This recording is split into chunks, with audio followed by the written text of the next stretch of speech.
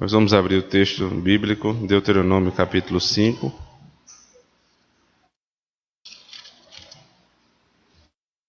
Santa Lei do Senhor. Nós vamos fazer a leitura do verso 6 até o versículo 21. O primeiro mandamento diz assim, aliás, o prólogo: Eu sou o Senhor teu Deus que te tirei do Egito, da casa da servidão. Não terás outros deuses diante de mim, não farás para ti imagem de escultura, nem semelhança alguma do que há em cima no céu, nem embaixo na terra, nem nas águas debaixo da terra. Não as adorarás nem lhes darás culto, porque eu, o Senhor teu Deus, sou Deus zeloso, que visito a iniquidade dos pais nos filhos até a terceira e quarta geração daqueles que me aborrecem, e faço misericórdia até 1000 gerações daqueles que me amam e guardam os meus mandamentos. Não tomarás o nome do Senhor teu Deus em vão, porque o Senhor não terá por inocente o que tomar o seu nome em vão. Guarda o dia de sábado para o santificar, como te ordenou o Senhor teu Deus. 6 dias trabalharás e farás toda a tua obra, mas o 7º dia é o sábado do Senhor teu Deus. Não farás nenhum trabalho, nem tu, nem o teu filho, nem a tua filha, nem o teu servo, nem a tua serva, nem o teu boi, nem o teu jumento, nem animal algum teu, nem o estrangeiro das tuas portas para dentro, para que o teu servo e a tua serva descansem como tu. Porque te lembrarás que foste servo na terra do Egito e que o Senhor teu Deus te tirou dali, com mão poderosa e braço estendido, pelo que o Senhor teu Deus te ordenou que guardasses o dia de sábado. Honra teu pai e tua mãe, como o Senhor teu Deus te ordenou, para que se prolonguem os teus dias e para que te vá bem na terra que o Senhor teu Deus te dá.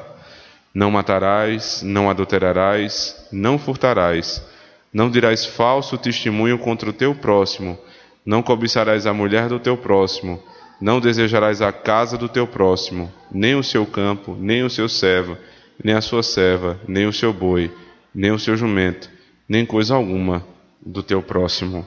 Amém. Há uma tendência muito forte no nosso tempo de minimizar problema.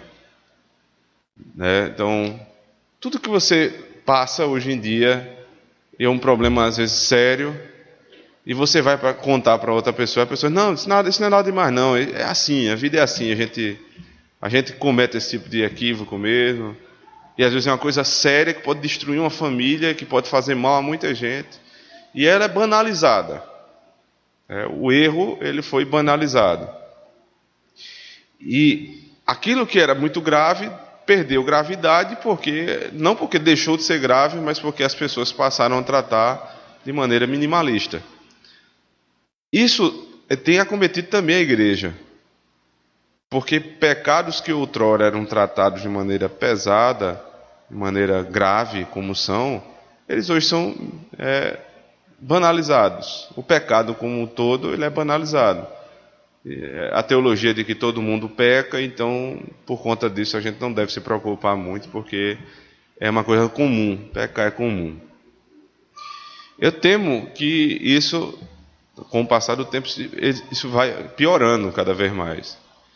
E esse tipo de pensamento, que é extremamente mundano, que faz com que a culpa do meu pecado seja aliviada não pela obra de Cristo, mas pela banalização do pecado, isso não tem nada a ver com a nossa história bíblico-reformada.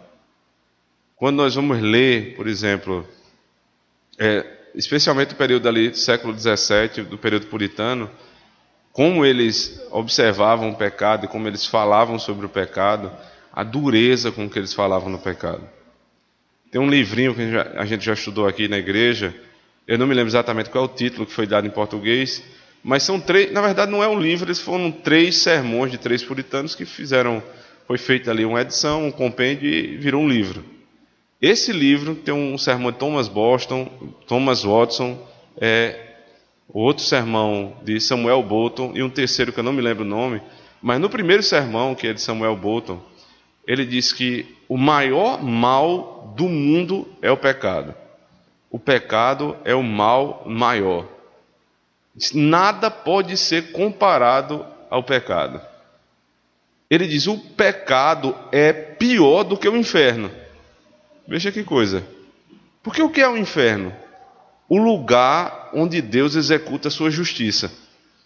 Então tem algo de bom no inferno, porque pelo menos é onde Deus executa a justiça. Mas no pecado não tem absolutamente nada de bom. Ele diz: não só no inferno, mas no próprio Satanás tem alguma coisa boa. Porque Satanás é criatura de Deus. Então há alguma coisa boa nele. Mas no pecado não há absolutamente nada de bom. Essa é a visão de Samuel Button.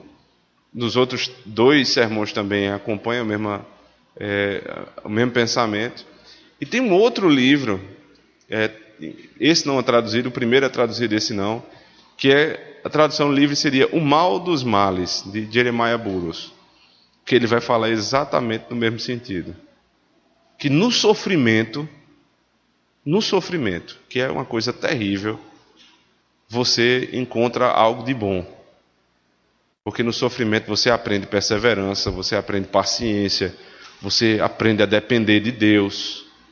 Só não tem nenhum tipo de bem no pecado. O pecado é o mal maior, ele é pior do que o inferno, ele é pior do que Satanás, e ele é pior até mesmo do que o sofrimento. Porque no sofrimento Cristo alcançou a nossa vitória.